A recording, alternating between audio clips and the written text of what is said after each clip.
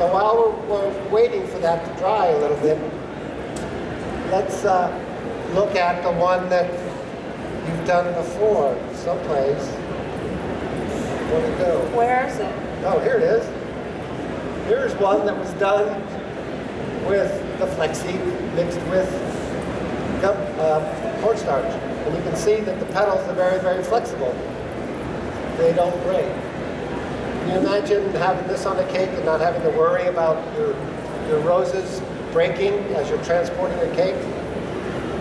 Matter of fact, you said you did a gum paste rose, didn't you? Yeah, this is the gum paste rose. Okay, well let's compare the two. Yeah, they look pretty cool, don't they? This one's probably a little bit more breakable, would you say? I don't think so. I wonder if you tried propping both of these, which one would bounce? You wouldn't do that to me.